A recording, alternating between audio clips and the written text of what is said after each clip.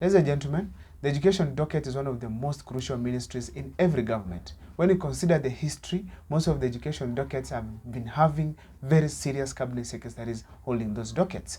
Now, in the past few regimes that we've been having, especially when I was at least an adult, I could see some of the things that are happening. I was able to see that most of the cabinet secretaries have come from Kisii.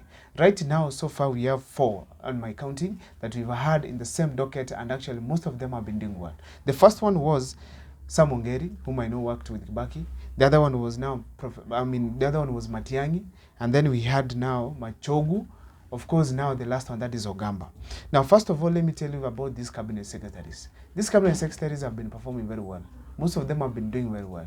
But now when Machogu was given that seat, he was constantly being compared with the previous regimes where we had serious cabinet secretaries there, and most people saw that education sector was not heading to the right direction. Some of the people arguing that Machogu is not in charge of that docket. People are saying that someone else is running that docket while he's just walking around in the country.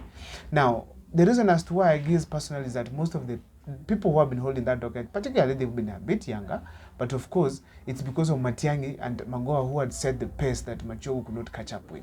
But nevertheless, the President of Kenya, William Samoei Ruto, when he dismissed the cabinet completely, actually Machogu was affected and he didn't even make it back to the cabinet at all. Instead, the President of Kenya, Dr. William Samoei Ruto, decided to appoint Ogamba to come in that seat. Who is Ogamba? Ogamba is a lawyer by profession, and actually he was the deputy of Machogu during the gubernatorial seat election that was in 2022.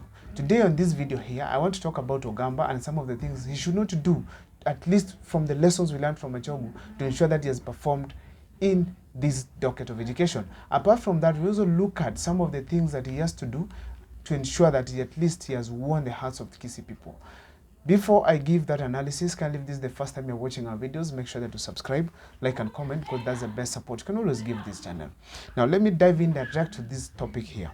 What are some of the things that Ogamba must avoid to ensure at least he has performed better than Matiang'i and Magoha combined? First of all, he must avoid being advised by Osoro. Why am I saying so? Every time the politicians in Kisii assumed that Osoro is the leader, Osoro used his lack of wisdom, which I can call it lack of wisdom because most of the time he speaks out of feelings, to ensure that at least he has control some of the regions here. He holds a very crucial docket in the National Assembly, being a chief whip who does a lot for the president. Therefore, and actually is very close with the president. Therefore, if people are not careful for those particularly coming from the Gusii region and Osoro is leading them, they might likely fail. Machogu got serious, worked closely with Osoro, and every time he got himself into the local politics where we had people constantly arguing here and there, Osoro and the governor or Simba Arati having issues, Machogu was dragged in, actually being here and there every time Arati speaks, drags the name of Machogu. We had Osoro also, other leaders from UDA as well, talking some few things about being a kingpin, a leader from this region. Such kind of politics distracted Machogu significantly, and actually we realized that the docket of education was not doing well.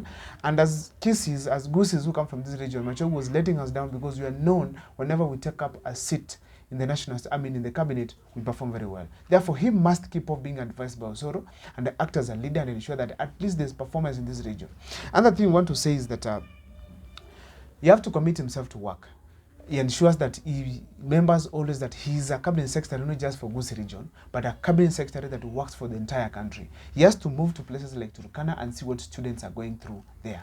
In Turkana, we have students who right now as we talk, they don't have classrooms. Some of them are learning under trees, not just Turkana, most of the Rift Valley regions. And I think it's ideal we have the cabinet secretary who visits such kind of regions and ensures that even those classes that are being constructed by the KDF are ready to serve those students from those regions. I think personally, I feel that most of the cabinet secretaries have been so much into their regions. If it's Machogu to Kisii, if it's other ones from Mombasa, he goes there. If it's one from Rift Valley, he goes there most of the time. And if it's the region Mount Kenya, they go there. And they forget that these people, they are not kingpins. They are elected, they are chosen, they are appointed to those dockets to lead the country and ensure that there's an education system that is working and delivering the best services for the students in the country. But instead, some of them opted to go opposite, and that has really affected the education docket seriously. Now, another thing they have to talk about is corruption. Corruption on what basis? How people get jobs in the country. Right now, starting from getting a BOM teacher, it is not easy. People pay money to get a BOM job.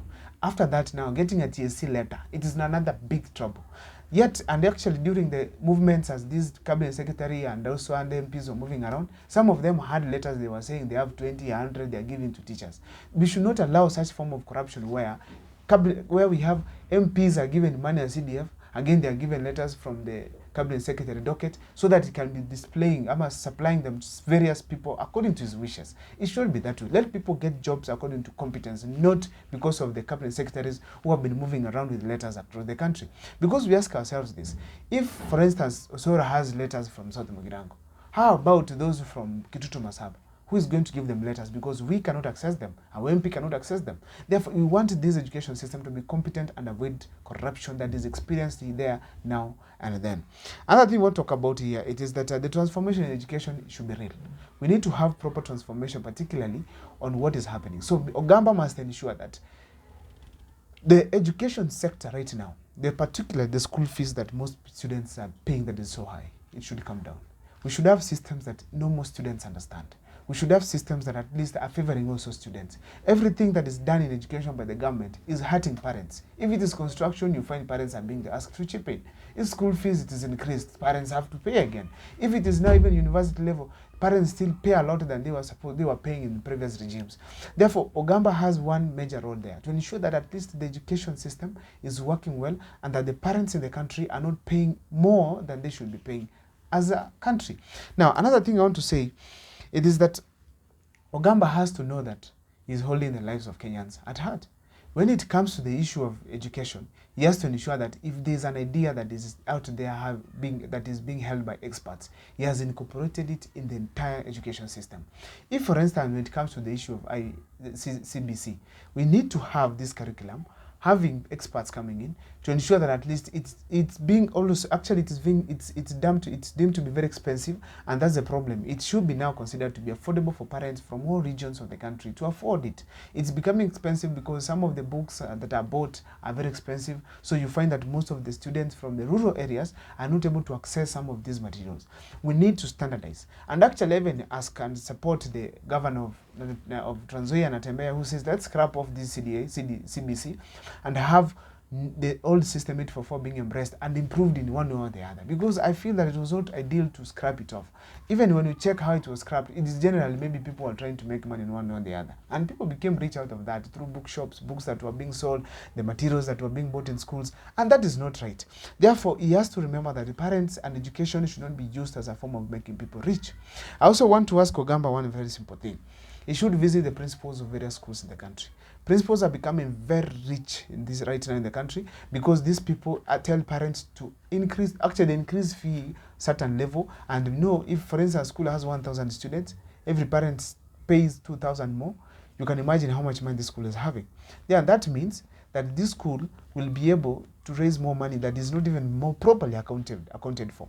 Therefore, you realize that most of the principals are becoming rich and rich and rich, yet their salaries are well known all over the country.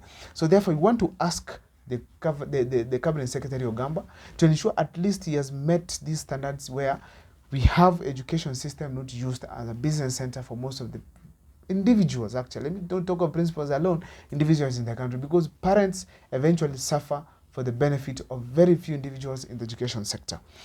Now, that is my video there and there. Kindly, if there's something you feel that the Cabinet Secretary of Education should consider, please let me see it on my comment section. And my name is Abel Mukwa. See you next time for another video.